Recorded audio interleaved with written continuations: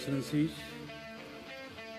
President of the New Development Bank, members of the BRICS Business Council, I am pleased to participate in this meeting with the BRICS Business Council. The work you do in the Business Council plays a vital role in giving practical shape to the vision of BRICS partnership. The partnership you have forged and the networks you have created are energizing economic growth stories in each BRICS country.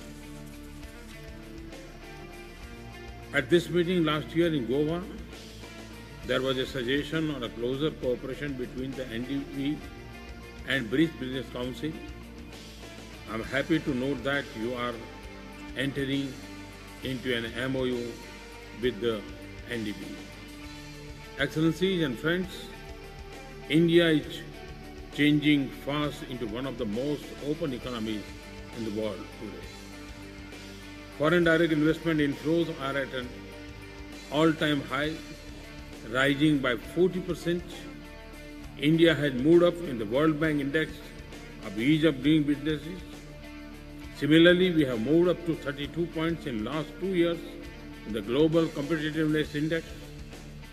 The goods and service tax that was introduced in July is India's biggest economic reform measure ever. In one stop, a unified market of 1.3 billion people has been created. Programs like Digital India, Startup India, and Make in India are changing the economic landscape of the country. They are assisting India turn into the knowledge-based, skill-supported, and technology-driven society. Excellencies and friends, I am happy to note that the BRICS Business Council also had matching priorities of trade and investment facilitation, promoting skills development, infrastructure development, SME development, e-commerce, and digital economy. Many productive recommendations have come out of your deliberations. Your work towards establishment of BRICS rating agency, energy cooperation, green finance, and digital economy is particularly noteworthy. Let me conclude by saying that as governments, we will offer full support to your endeavors, and we also count on the BRICS Business Council to take us closer to our common objective of improving businesses and investment cooperation. Thank you.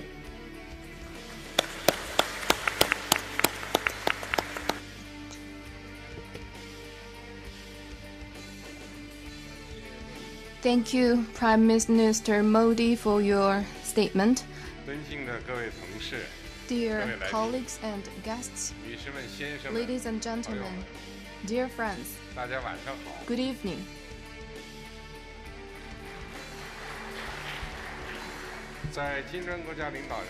It is such a pleasure to have you, friends, old and new, with us in Xiamen on the occasion of the BRICS Summit and the dialogue of emerging market and developing countries. Let me start by extending, on behalf of the Chinese government and people, as well as my wife, a warm welcome to all participating leaders and guests of the summit and the dialogue.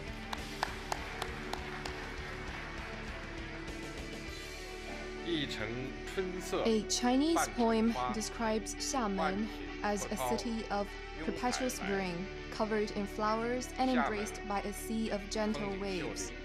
The city is reputed as a garden on the sea for its picturesque scenery and pleasant climate.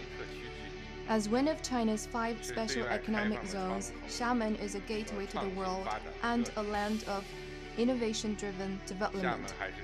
It is also known as the hometown of a great many overseas Chinese and a birthplace of Minnan or southern Fujian culture. As a meeting place of Chinese and foreign cultures, this coastal city is as open and inclusive as an ocean that admits all rivers. Just over a month ago, Gulangyu, an offshore island acclaimed as a museum of international architectures and historical international community, it was a small island, was inscribed on the UNESCO World Heritage List, adding to the appeal of this city. The gathering of leaders attending the BRICS Summit and EMDCD in Xiamen and our discussions on cooperation will leave an enduring legacy to this charming city. In 1985, that is 32 years ago, I came to Xiamen to take up a new post. I was here to take up as the vice mayor of the city. The day of my arrival happened to be my 32nd birthday. Now, another 32 years have passed. Back then, there was hardly any high-rise building. The city was poorly lit at night, and there were very few international business people or tourists. Now, 32 years on, the breeze and ripples of the sea are as soothing as ever, yet Xiamen has taken on a whole new look. The city is now dotted with skyscrapers and brightly illuminated at night. Lush greenery is everywhere, and a blue sky is an everyday sight. The brave, unyielding, and hardworking people of Xiamen, riding on the tide of reform and opening up, have built their city into a modern international metropolis that features robust economic growth, happy lives of its people, and extensive global exchanges. The blossoming flame trees and soaring egrets are symbols of the pioneering and enterprising spirit on which Xiamen's success is built. Dear colleagues and guests, the development of Xiamen epitomizes China's journey of reform and opening up. I do believe there are many similar success stories in other emerging market and developing countries, and there will be more to come.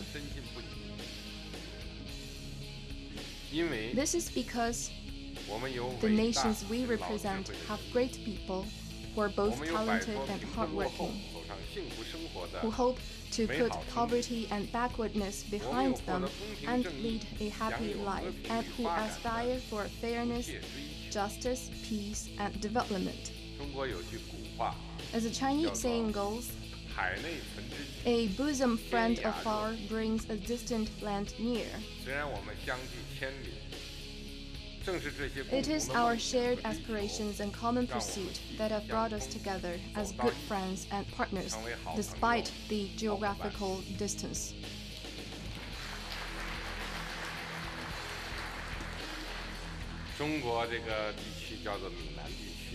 Here we are in the southern part of Fujian, or Minnan. There's a saying here that when people work as one, they can turn soil into gold. I'm sure if we, the emerging markets and developing countries, pull together, work hand in hand, and help each other, we can perform such miracles and enable our peoples to lead a happy and prosperous life. In Chinese, Xiamen literally means the gate of an edifice. Today's BRICS Summit has been a great success. We have had a lively discussion and achieved fruitful outcomes. Tomorrow's dialogue of emerging market and developing countries will focus on international development and cooperation. I sincerely hope that our meetings in Xiamen will open a new gate to cooperation and development, usher in a second golden decade of BRICS cooperation, and herald a brighter future for emerging market and developing countries. As symbolized by the logos of the Xiamen Summit and Dialogue, let us embark on this voyage together, braving wind and waves, and sail under the rainbow toward a future of development and prosperity. Now, thank you. Now, please join me in a toast to the complete success of the Xiamen Summit and Dialogue, to the bright future of emerging market and developing countries, and to the health of all the guests and your families. Cheers. Cheers. This is our convoys carrying 5 delegations of the BRIC nations arriving at the Xiamen Convention Center, the venue of the BRICS Summit for this year. This is the Brazilian delegation headed by President Michel Temer, arriving at the venue. Well, the roof is actually like a flying bird. A bird is symbolizes the city of Xiamen, welcoming the guests attending the BRICS Summit this year. This is President Michel Temer. This is the first state visit to China since he took office last August. He first visited China during the Hangzhou G20 summit in 2016. And this time he's chosen a delegation of 8 ministers within. And the Temer is expected to sign a deal of contracts with Chinese investors in fields like aviation, oil refinery, meat reproduction. And China is Brazil's largest trading partner. A quarter of Brazil's export was to China, and the Chinese enterprises have paced up their investment in the South American country. And this is the South African delegation headed by President Jacob Zuma. South Africa actually joined the organization in 2010, enlarging the group from the original 4-member one. This country has hosted the 5th BRICS Summit in Durban in 2013 and will take over the rotating chair next year. And during the Durban Summit, leaders of the 5 countries decided to establish the BRICS Development Bank. The bank has been renamed as New Development Bank. In August this year, the first regional center of the bank, the African Regional Center, opened in Johannesburg, and followed by Indian delegation headed by Prime Minister Narendra Modi. This is Modi's second visit to China since he took office in 2014. During his term, Indian economy has been growing rapidly and steadily. Of course, it has seen a decline of growth in recent months, but still India's economy is the fastest among the world economies. More educated workers in the workforce, lower levels of unemployment. But of course, India is now facing some political problems as it is running into election cycle. That's why Prime Minister Modi reshuffled his cabinet yesterday.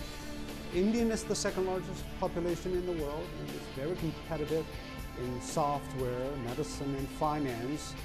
As one of the first 4 countries of BRICS, India has been using this organization as a platform for economic cooperation. The next delegation, we presume it's going to be the Russian delegation. The final delegation arriving at the venue at Xiamen Convention Center for the BRICS Summit 2017 opening.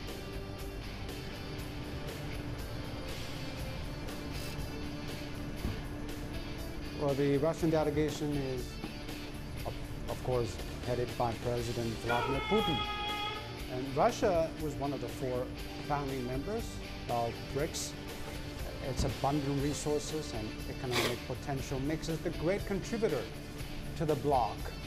The last time Russia held a BRICS summit was in 2015 in Ufa.